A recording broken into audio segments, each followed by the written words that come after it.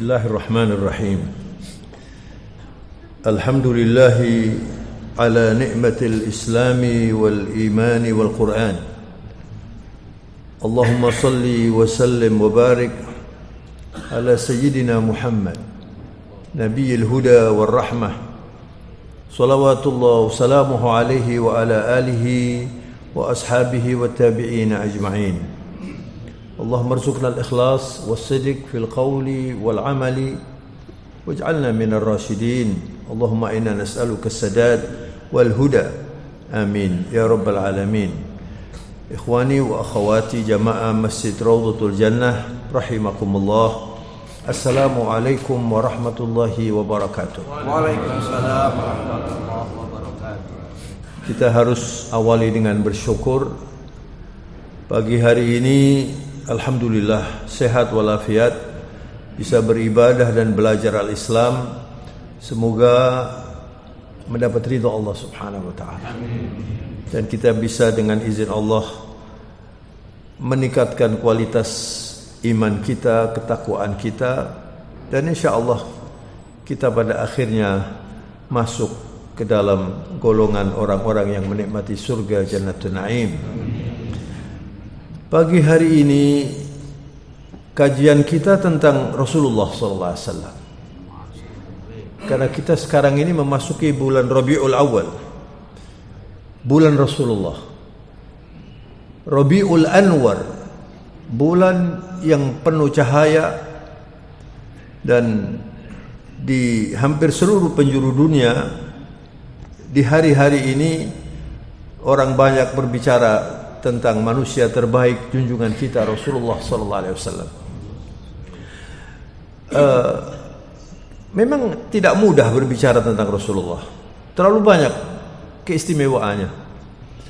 Tapi ada keistimewaan yang tidak dimiliki oleh nabi yang lain, yaitu Rasulullah itu Nabiul Bashar. Rasulullah itu adalah nabi umat manusia ila akhir zaman. Beliau mengatakan bu'ithu linnasi kafatan. Saya diutus untuk semua manusia. Apa maksudnya ini? Artinya kalau manusia yang lahir sesudah Rasulullah diutus sampai hari kiamat dan tidak mengikuti ajarannya, tidak mengimani beliau, ini adalah manusia yang tidak mungkin bisa menikmati hidup, apalagi akhirat. Maka kita perlu faham bahwa kita menjadi umat Muhammad ini kenikmatan yang tidak tertandingi. Mari kita jaga, ya. Jadi kita harus banyak bersyukur. Saya bersyukur alhamdulillah menjadi orang Islam. Saya bersyukur menjadi pengikut Rasulullah SAW. Dan kita juga harus faham bahwa semua ilmu yang kita fahami tentang Islam ini adalah pelajaran Nabi, ya. Merasa enggak bahwa kita muridnya Nabi? Kalau ditanya, sampean tahu Islam dari mana? Diajari bapak saya, gitu ya. Diajari guru saya. Gurunya dari mana? Anda bisa mengaji ini? Dari mana ini? Sampai ada pelajaran sanad. Mengaji itu sanad sampai Rasulullah SAW. Jadi Rasulullah itu al-muallimil a'zam, maha guru yang paling agung, dan namanya tidak disebutkan dalam kehidupan ini. Jadi tidak ada manusia yang namanya selalu disebutkan di alam semesta ini kecuali Rasulullah SAW. Ini yang disebutkan dalam Al-Quran, wa rafa'na laka dzikrak. Sebutanmu itu, kata Allah, aku junjung tinggi. Jibril pernah datang kepada Rasulullah menanyakan ayat itu. Mengerti enggak artinya ini? Wa rafa'na laka dzikrak. Nabi mengatakan, wallahu a'lamu ya Jibril. Yang maha tahu itu Allah. Lalu Jibril membawakan statement Allah dan mengatakan, rafa'tu laka dzikrak li'anna ismi la yuzkar illa wa ba'ahu ismuk.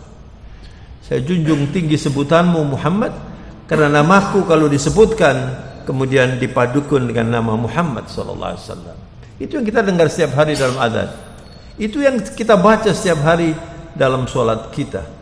Asyhadu an la ilaha illallah wa asyhadu anna Muhammad Rasulullah sallallahu alaihi wasallam. Jadi keistimewaan Nabi ini luar biasa. Di dalam surat As-Saba ayatnya nomor 28, Allah Subhanahu wa taala berfirman, "Wa ma arsalnaka illa kafatan lin-nas, basyiran wa nadhira, walakinna aktsarun nasi la ya'lamun." Dan tidak aku utus engkau, ini Allah berbicara, tidak aku utus engkau Muhammad sallallahu alaihi wasallam illa kafatan lin-nas, kecuali untuk semua orang, basyiran wa nadhira. Basyiran bil jannah wa nadhiran bin nar wal iyadu billah. Memberi kabar yang baik tentang surga. Pengikut Rasulullah akan masuk surga. Wa nadhira, memberi peringatan jangan sampai Anda tidak ikut. Karena berita baiknya surga, peringatannya adalah neraka kalau orang tidak mau mengikuti ini. Walakinna aktsarun nasi la ya'lamun. Yang banyak manusia ini tidak berilmu tentang itu, atau tidak mau belajar, bahkan tidak suka dengan Islam. Kadang-kadang pernyataan itu langsung maupun tidak langsung diucapkan oleh orang Islam. Orang Islam tidak suka dengan syariat Islam, lalu mau pakai syariat apa? Anda orang Islam mau pakai syariat apa? Aneh sekali kalau orang berislam lalu tidak mau syariat Islam walaupun dia sholat ya misalnya.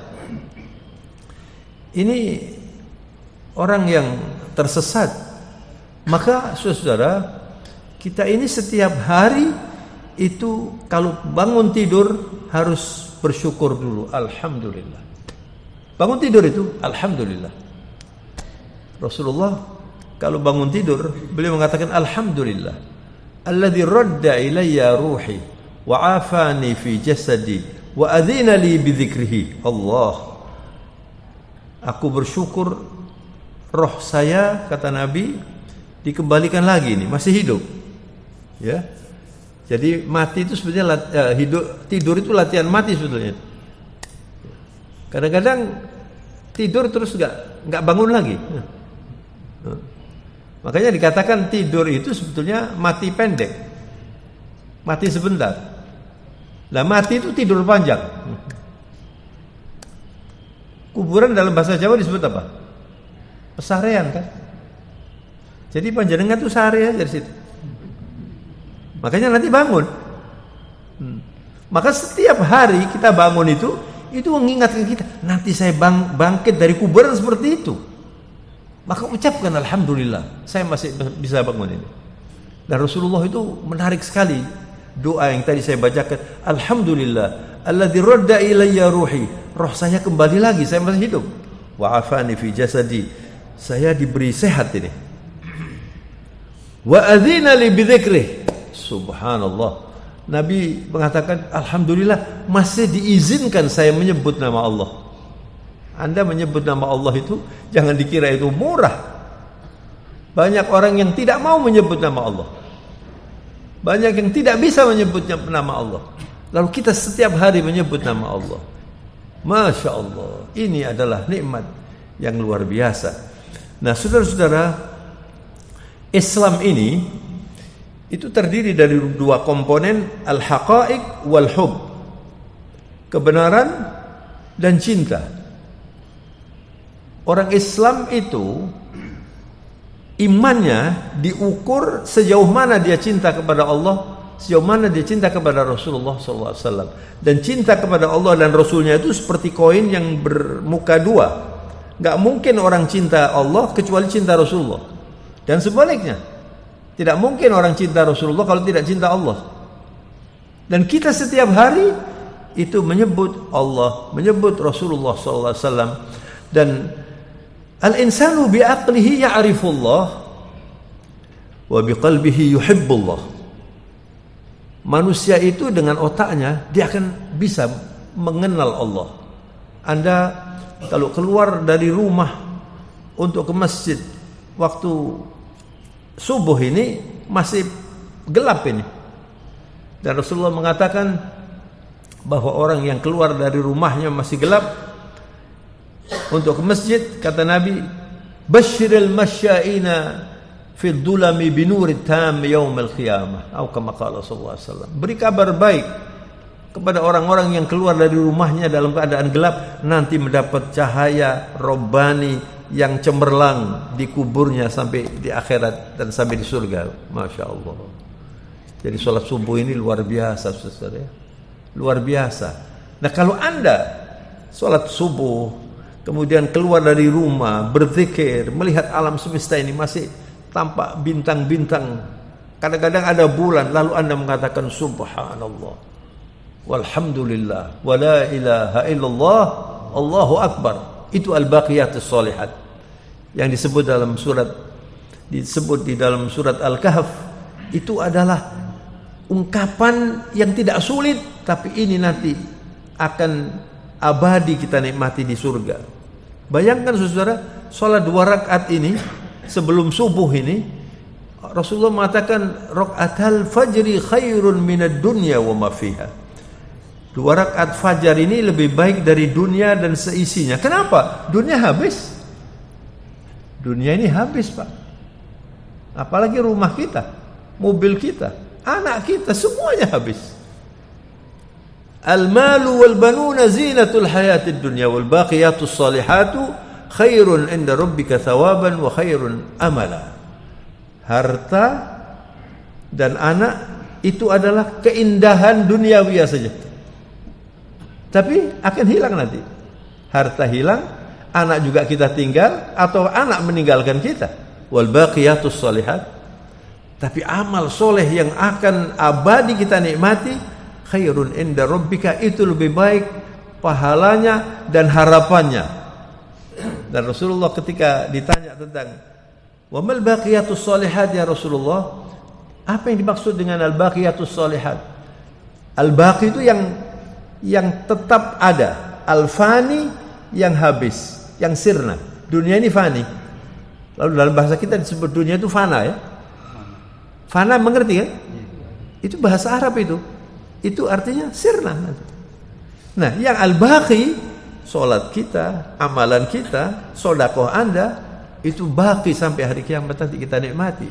Lalu Rasulullah memberi bimbingan, apa yang dimaksud dengan baqiyatus shalihat? Lalu Nabi menyebutkan zikir yang paling disuka oleh Allah. Subhanallah walhamdulillah wa la ilaha illallah Allahu akbar. Ini baqiyatus shalihat. Mari sama-sama. Subhanallah walhamdulillah wa la ilaha illallah Allahu akbar. Ini adalah kalimat yang paling disuka oleh Allah Subhanahu wa taala. Yang banyak Anda mengucapkan itu. Subhanallah alhamdulillah wa la ilaha illallah Allahu akbar. Ini al-baqiyatus shalihat. Jadi nanti kita bisa menikmati itu di akhirat nanti sampai menikmati surga Jannatul Naim. Amin ya rabbal alamin. Maka saudara-saudara, ada otak kita, ada kalbu kita, dan Islam itu disebut oleh para ahlul ilm dinul ilm wal ikhlas. Islam itu agama ilmu dan ikhlas. Ketika Rasulullah ditanya, "Mahwal iman ya Rasulullah?" Iman itu apa? Nabi menjawab, "Al-imanu huwal ikhlas." Kalau ditanya lagi, "Wa mahwal ikhlas?" Al-ikhlasu huwa la ilaha illallah. Itu iman itu. Jadi iman itu adalah keikhlasan. Kalau orang itu bisa membangun keimanan yang baik dalam hidupnya, semua yang dikerjakan mengarah kepada Allah, ikhlas karena Allah Subhanahu wa taala. Maka kalau orang itu berislam tanpa ilmu, enggak mungkin. Punya ilmu tidak berikhlas, enggak mungkin berislam. Maka Islam itu adalah paduan dari ilmu dan keikhlasan. Inilah saudara-saudara agama yang dibawa oleh Rasulullah sallallahu alaihi wasallam untuk umat manusia. Bismillahirrahmanirrahim. Di dalam Al-Qur'an surat Al-A'raf, silakan dibuka surat Al-A'raf. Bismillahirrahmanirrahim. Alhamdulillah. Surat Al-A'raf ayatnya nomor 158. Ini pengumuman dari Allah untuk seluruh umat manusia. Wa sadaqallahul azim. A'udzu billahi minasyaitonir rajim. Qul ya ayyuhan nas. Jadi di dalam Al-Qur'an itu seruan Allah ada ya ayyuhan nas, ini untuk manusia semuanya. Ada ya bani Adam, untuk manusia semuanya. Anak Nabi Adam, anak cucu Nabi Adam. Ya ayyuhan nas, inni Rasulullah ilaikum jami'a. Allahu Akbar. Ini Allah memerintahkan kepada Nabi untuk menyiarkan ini, untuk menyampaikan ini kepada alam semesta ini. Hei segenap manusia seluruhnya sampai hari kiamat. Inni Rasulullah, saya adalah utusan Allah ilaikum jami'a, kepada kalian semuanya. Tapi Islam tidak memaksa orang untuk masuk Islam. La ikraha fiddin. Allah tidak suka dan tidak menerima ibadah yang terpaksa. Allah menerima ibadah yang ikhlas. Misalnya Anda mengeluarkan zakat tapi hatinya itu enggak senang. Gitu ya, enggak sampai kepada Allah. Wa kam min musallin yusalli wa qalbuhu karih. Ada orang yang sholat tapi hatinya enggak senang dengan sholat itu. Wa kam min sha'imin yasumu wa qalbuhu karih. Ada juga orang yang puasa tapi hatinya enggak senang dengan puasa itu. Wah, kayak sorokoan kira. Puasa. Yang diterima adalah yang ikhlas. Anda kemarin ini, saya kemarin ini, kalau enggak ikhlas enggak sampai kepada Allah. Jadi Islam ini dinul ikhlas. Islam ini dinul ilm. Otak kita mengatakan, saya mau sholat karena saya ini hambanya Allah dan saya sangat membutuhkan sholat. Maka saya sholat ini untuk Allah. Masya Allah. Saya bersedekah untuk Allah. Saya berhaji untuk Allah. Makanya semua ibadah itu tujuannya adalah zikrullah. Maka ruhul ibadah az-zikr. Ruhnya ibadah itu zikir. Wa ruhul zikr huduril qalb. Ruhnya zikir itu hadirnya hati. Jadi alhamdulillah Allah di dalam Al-Quran itu ketika mengingatkan kita tentang ibadah salat, Allah berfirman, wailun lil musallin alladzina hum an salatihim sahun. Celaka orang yang terhadap salat dia lalai. Terhadap salat. Kadang-kadang salatnya dimundurkan. Kadang-kadang enggak dikerjakan. Kadang-kadang sholatnya asal-asalan saja. Itu terancam dengan neraka jahanam. Wailun lil musallin alladzina hum an sholatihim sahun. Para ulama mengatakan alhamdulillah Allah tidak mengatakan fi sholatihim sahun.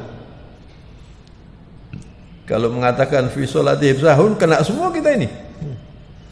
Tadi waktu sholat subuh Anda ingat apa tadi? Ada enggak yang mengingati kira-kira soto tarawon? Atau waktu salat subuh ingat anaknya di rumah. Pernah begitu apa enggak? Kalau mengatakan tidak, bohong berarti. Untungnya, saudara ya, untungnya ya. Walaupun kita ini waktu salat itu ingat rumah, ingat ini, itu masih dinilai oleh Allah. Tapi nilainya sesuai dengan berapa banyak Anda ingat Allah. Maka ini kita masing-masing salat ini ada yang nilainya mungkin 30, ada yang 50, yang 100 itu Nabi. Kalau 100 itu Nabi, nah kita ini mengarah ke 100 saja. Jadi alhamdulillah. Makanya Rasulullah SAW ketika memberi contoh dalam hal sholat ini, beliau mengatakan, "Shallu kama ra'aitumuni usolli." Kamu sholat seperti kamu melihat saya sholat. Kalau misalnya Rasulullah mengatakan, "Shallu kama ana usolli," nggak ada yang bisa. Sholatlah seperti saya sholat, nggak ada yang bisa. Tapi nggak mungkin Rasulullah salah, mustahil, apalagi Quran. Makanya ancaman orang yang terancam neraka karena sholatnya itu kalau sholatnya tidak diagungkan. Sholat itu harus diagungkan, saudara, harus diutamakan. Yang paling penting dalam hidup saya sholat. Sholat itu jangan asal sholat loh. Sholat imaduddin. Ini tiangnya agama, sholat ini. Makanya di dalam Al-Quran perintah sholat itu kalau tidak dikatakan hafidhu ala sholawati was sholatil wusta wa qumu lillahi qanitin. Kamu jaga sholatmu itu dan sholat yang di tengah. Pakai kata hafidhu. Hafidhu itu dijaga. Dijaga apanya? Dijaga wudunya, dijaga pakaiannya, dijaga waktunya gitu ya. Dijaga bagaimana kehusyuannya. Hafidhu ala sholawati was sholatil wusta, dan sholat yang di tengah. Wa qumu lillahi qanitin. Kalau menghadap Allah itu yang khusyuk begitu. Ini sholat ini perjuangan.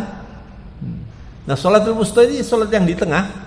Kalau misalnya kita menghitung sholat yang pertama itu subuh, maka sholat yang di tengah sholat apa?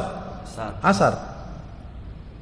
Kalau kita menghitung sholatnya dari maghrib, sholat yang di tengah adalah apa? Subuh.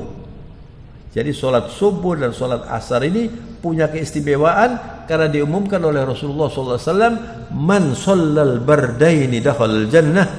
Orang yang sholat dua dingin itu masuk surga nanti. Apa dua dingin itu ya Rasulullah? Nabi menjawab as-subhu wal asr. Sholat subuh dan sholat asar. Yang subuh ini melawan ngantuk, yang asar ini melawan capek pulang kerja. Kalau Anda bisa istiqomah, sholat subuh di masjid, sholat asar di masjid, Anda sudah punya tabungan ini. Saya termasuk orang yang akan masuk surga ini. Masya Allah. Nah, kemudian sholat subuh dan sholat isya, ini adalah sholat yang paling berat bagi orang munafik. Orang munafik paling berat sholat subuh dengan sholat isya. Nah, kalau Anda sholat subuh dan sholat isya, sholat subuh dan sholat asar, Masya Allah, zuhur dan maghrib itu sudah terbawa nanti jadi baik. Kalau orang sholat subuh berjamaah seperti kita ini, alhamdulillah, disyukuri, dipertahankan. Man shalla subhi fi jamaah fahuwa fi dhimmatillah. Orang yang sholat subuh berjamaah dilindungi Allah sampai malam. Kemudian ada sholat isya. Man shallal isya fi jamaah fahuwa fi dhimmatillah. Dia sholat isya nanti sampai malam dijaga oleh Allah Subhanahu wa taala. Ya, para ulama mengatakan kalau ada orang tahu bahwa orang ini setiap hari sholat subuh lalu diganggu, itu dosanya lebih besar. Karena dia dalam lindungan Allah, dia dalam jaminan Allah Subhanahu wa taala. Saudara-saudara, ayat ini di dalam surat Al-A'raf Allah mengumumkan bahwa Rasulullah itu adalah nabi, rasul untuk semua orang. Nabiul bashar, rasulul bashar. Bashar itu manusia semuanya, bahkan juga jin itu mengikuti ajaran Rasulullah SAW. Alladzi lahu mulkus samawati wal ard. Yang mengutus Rasulullah itu, yang melantik Rasulullah, yang memilih Rasulullah itu adalah Allah yang memiliki langit dan bumi. Allahu Akbar. Alladzi lahu mulkus samawati wal ard. Bagi Allah, milik Allah, kerajaan langit dan bumi ini. Lalu Allah mempertegas, la ilaha illa huwa. Tidak ada Tuhan selain Dia sendiri. Semua ini makhluk. Maka manusia terbagi dua, Abdullah, Abdul makhluk. Kalau tidak menyembah Allah, ya pasti menyembah yang lain. Yang lain ini makhluk, bisa manusia, bisa batu, bisa setan, bisa uang, bisa jabatan. Bagaimana menyembah jabatan? Bukan sholat.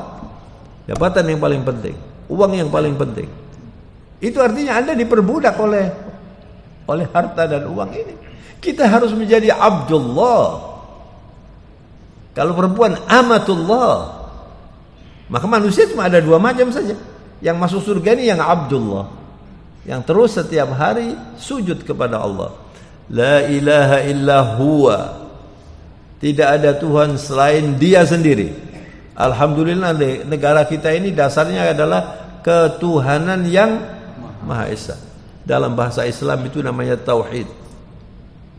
Esa, bukan cuma Esa, Maha Esa. Artinya apa? Enggak boleh dikotori dengan apapun ini. La syarikalah. Anda kalau menunaikan ibadah haji itu zikirnya labbaik Allahumma labbaik, labbaik la syarika laka labbaik, innal hamda wan ni'mata laka wal mulk la syarika lak. 2 kali disebut la syarika lak. Kami datang ya Allah memenuhi panggilanmu. Itu orang yang haji dan umrah itu luar biasa itu. Kalau Anda mempelajari apa yang harus dibaca, dikerjakan dalam haji, lalu Anda mengerti, haji itu nikmat sekali. Labbaik Allahumma labbaik, labbaik la syarika laka labbaik. Kami datang ya Allah memenuhi panggilanmu, engkau sendiri, tidak ada sekutunya, la syarika lak. Innal hamda wan ni'mata laka wal mulk, semua pujian bagimu, nikmat darimu. Innal hamda wan ni'mata laka wal mulk, semua ini milikmu, la syarika lak, engkau tidak ada sekutunya. Terus begitu Pak. Maka saudara-saudara, ayat ini sangat istimewa ya. Sampai di rumah nanti dibaca surat Al-A'raf, ayatnya berapa? 158. La ilaha illa huwa. Lalu diingatkan oleh Allah, yuhyi wa yumit. Allah yang menghidupkan dan Allah yang mematikan. Enggak bisa makhluk melakukan ini.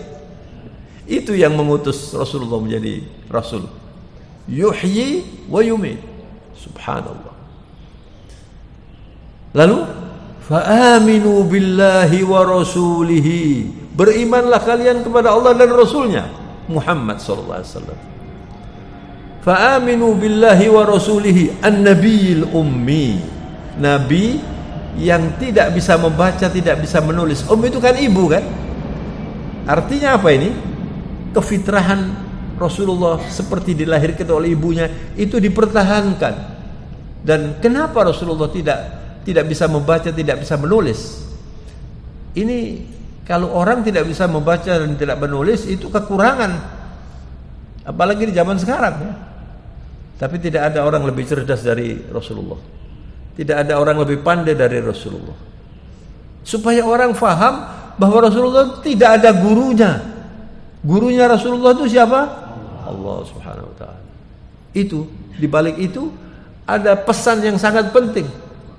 Nabiul Ummi, nabi yang tidak membaca dan tidak menulis, tapi lebih pandai dari semua yang pandai membaca dan semua yang pandai menulis. Itu Rasulullah SAW. Alladzi yu'minu billahi wa kalimatih, diumumkan oleh Allah. Dan nabi yang ummi ini mengimani Allah dan kalimat-kalimat Allah. Kalimat-kalimat Allah itu firman-firman Allah, semua ajaran Allah. Kemudian Allah mengatakan wattabi'uhu la'allakum tahtadun. Ikuti Rasulullah ini, nanti Anda dapat hidayah. Maka saudara, untuk menjaga hidayah dari keislaman kita perlu belajar bagaimana Rasulullah, lalu kita ikuti. Kita ikuti. Semakin kita mengikuti Rasulullah, semakin kuat hidayah bagi kita ini, semakin kuat iman kita. Maka pulang dari pengajian, setiap kali ada belajar dari acara pengajian di Masjid Raudhatul Jannah ini, Anda menambah. Saya mau meniru bagaimana caranya Rasulullah bangun tidur misalnya. Saya belum meniru, saya tiru. Bagaimana Rasulullah jalan, bagaimana Rasulullah bepergian, bagaimana Rasulullah makan, bagaimana Rasulullah sholat, dan seterusnya, semuanya itu. Apalagi haji, Nabi waktu menunaikan ibadah haji, naik di atas unta supaya orang semuanya melihatnya. Lalu Nabi mengatakan, khudhu anni manasikakum, khudhu anni manasikakum. Coba kamu perhatikan saya ini, manasiknya kamu tiru. Jadi semua meniru bagaimana Rasulullah, bagaimana lempar jamarot, bagaimana bertawaf, bagaimana mabit di Muzdalifah, semuanya seperti itu. Bagaimana memotong rambut, Masya Allah, semuanya oleh Rasulullah disuruh menirukan. Dan kita setiap hari Allah memerintahkan kita wattabi'uhu, ittabi'u Rasulullah sallallahu alaihi wasallam la'allakum tahtadun, nanti Anda akan bisa mendapatkan hidayah. Sekarang misalnya tadi saya dengar ada yang akan menikahkan anaknya. Orang yang pengikut Rasulullah berpikirnya begini, bagaimana caranya Rasulullah itu mengajar kita kalau menikah? Itu yang diikuti. Sehingga tidak mengerjakan yang khurafat-khurafat. Ini dikerjakan oleh Nabi apa enggak? Saya ikuti. Begitu.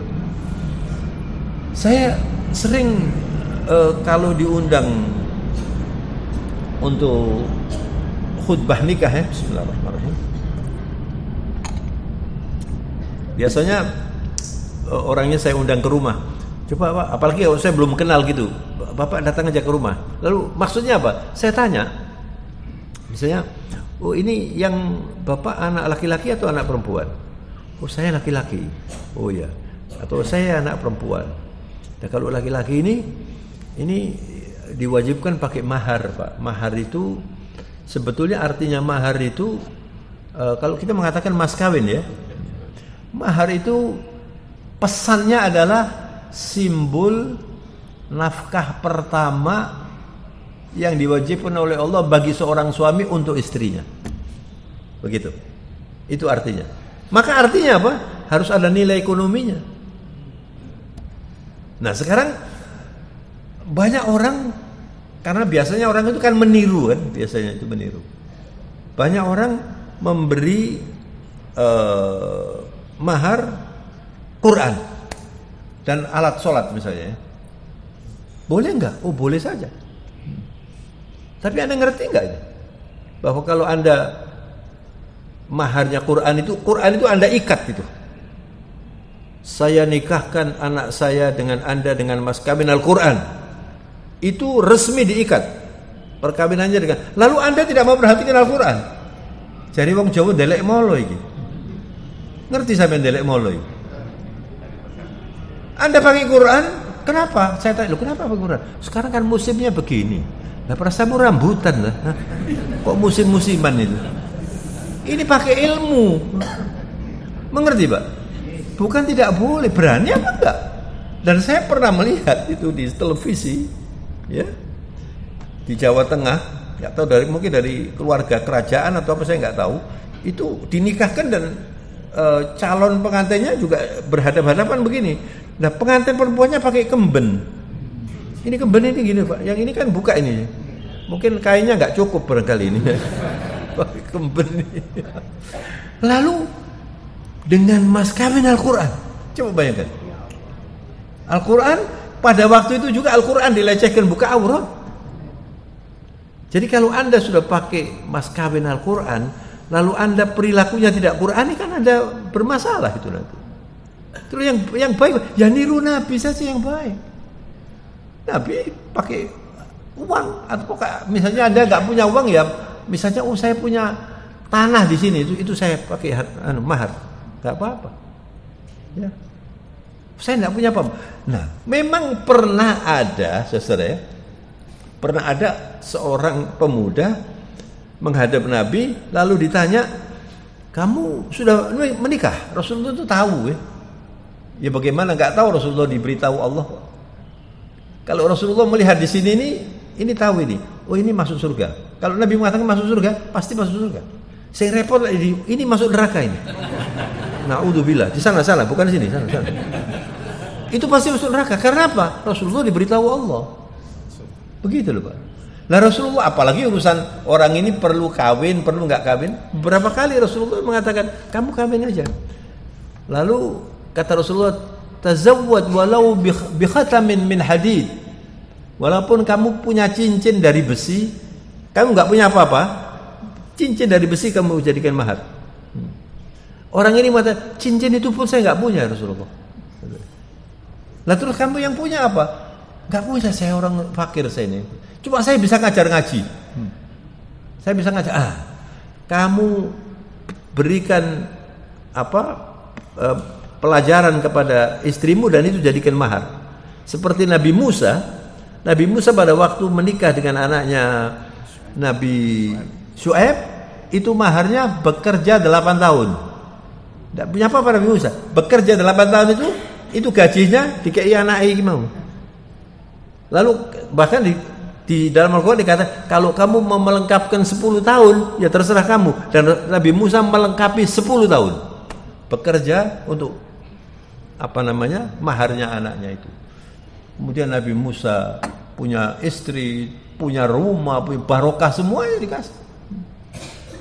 Nah, karena itu kemudian orang mikir, dulu ada orang barangkali dari situ, karena Rasulullah pernah, ya sudah kamu menikah pakai mahar mengajar istrimu Al-Quran. Itu niatkan itu jadi maharnya. Lalu kamu bisa menikah. Dicarikan jalan gitu loh Pak.